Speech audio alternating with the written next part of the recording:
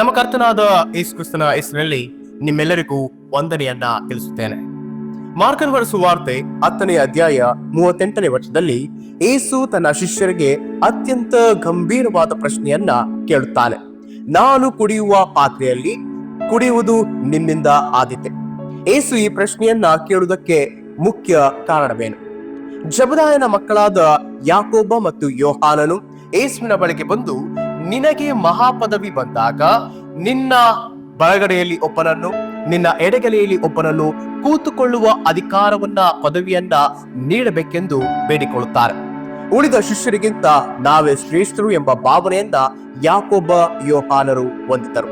ಆದ್ದರಿಂದಲೇ ಯೇಸುವಿನ ಬಳಿಗೆ ಧೈರ್ಯದಿಂದ ಬಂದು ನಮಗೆ ಪದವಿಯನ್ನು, ಅಧಿಕಾರವನ್ನ ನೀಡಬೇಕೆಂದು ಕೇಳಿಕೊಳ್ಳುತ್ತಿದ್ದಾರೆ. ಯೇಸು ಇಲ್ಲಿ ತನ್ನ ಮುಂದೆ ಬರಲಿರುವ ಕಷ್ಟಗಳ ಕುರಿತಾಗಿ ಮಾತನಾಡುತ್ತಿದ್ದಾನೆ, ದೇವರ ರಾಜ್ಯದ ಕುರಿತಾಗಿ ಮಾತನಾಡುತ್ತಿದ್ದಾನೆ. ಆದರೆ ಈ ಇಬ್ಬರು ಶಿಷ್ಯರು ಆ ದೇವರ ರಾಜ್ಯದಲ್ಲಿ ನಮಗೆ ಪದವಿಯನ್ನು, ಅಧಿಕಾರವನ್ನ ಬಯಸಿ ಆತನನ್ನ ಕೇಳುತ್ತಿದ್ದಾರೆ.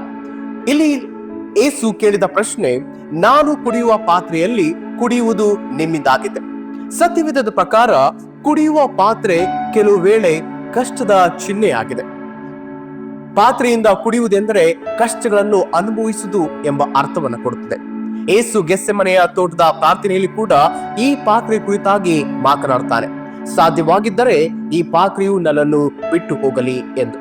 ಯೇಸು ಕ್ರಿಸ್ತನು ಈ ಲೋಕದಲ್ಲಿ ದೇವರ ಚಿತ್ತದಂತೆ ಪ್ರತಿನಿತ್ಯವೂ ಕೂಡ ಜೀವಿಸಿದನು.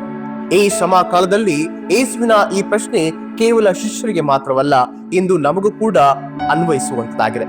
ಕ್ರೈಸ್ತರಾದ ಮಾತ್ರಕ್ಕೆ ನಾವು ನೇರವಾಗಿ ದೇವರ ರಾಜ್ಯಕ್ಕೆ ಸೇರುವುದಕ್ಕೆ ಸಾಧ್ಯವೇ ಇಲ್ಲ. ಕ್ರೈಸ್ತರಾದ ನಮ್ಮ ಜೀವನದಲ್ಲಿ ಕೂಡ ಅನೇಕ ಕಷ್ಟಗಳು ಬರ್ತವೆ, ಅನಾರೋಗ್ಯಗಳು ಬರ್ತವೆ, ಕುಟುಂಬದ ಸಮಸ್ಯೆಗಳು, ಅನೇಕ ಕಷ್ಟಗಳನ್ನು ನಾವು ಅನುಭವಿಸುತ್ತೇವೆ. ಈ ಕಷ್ಟಗಳನ್ನು ಎದುರಿಸಿ ನಂಬಿಕೆಯಿಂದ ಜೀವಿಸಿದಾಗ ಮಾತ್ರ ದೇವರ ರಾಜ್ಯಕ್ಕೆ ಸೇರುವುದಕ್ಕೆ ಸಾಧ್ಯ. ನಮ್ಮೆಲ್ಲರಿಗೂ ಯೇಸುವಿನ ಆಶೀರ್ವಾದ ಬೇಕು, ಆದರೆ ಆತನ ಜೊತೆಯಲ್ಲಿ ಆತನ ಲೋಗವನ್ನ ಹೊರುವುದಕ್ಕೆ ನಾವು ಸಿದ್ಧರಿರಬೇಕು. ದೇವರ ರಾಜ್ಯದಲ್ಲಿ ಕಿರೀಟವನ್ನ ಪಡೆಯುವ ಮೊದಲು ಈ ಲೋಕದಲ್ಲಿ ಶಿಲುಬೆಯನ್ನ ಹೊತ್ತುಕೊಂಡು ನಡೆಯಬೇಕಾದ್ರು. ಈ ಲೆಂಟ್ ದಿನಗಳಲ್ಲಿ ನಮ್ಮನ್ನು ನಾವು ಬಲಪಡಿಸಿಕೊಳ್ಳೋಣ. ನಮ್ಮಲ್ಲಿರುವ ಕ್ರೈಸ್ತರು ಎಂಬ ಹೆಮ್ಮೆಯನ್ನ ತೆಗೆದು ಹಾಕೋಣ. ದೀನ ಭಾವದಿಂದ ಜೀವಿಸೋಣ.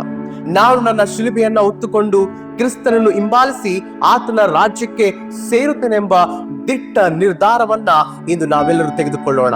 ಆತನಂತೆ ಆತನು ನಡೆದ ಹಾಗೆ ಈ ಲೋಕದಲ್ಲಿ ಜೀವಿಸುವುದಕ್ಕೆ ಪ್ರಯತ್ನಿಸೋಣ. ದೇವರು ನಮಗೆ ಸಹಾಯ ಮಾಡಲಿ. ಆಮೆನ್.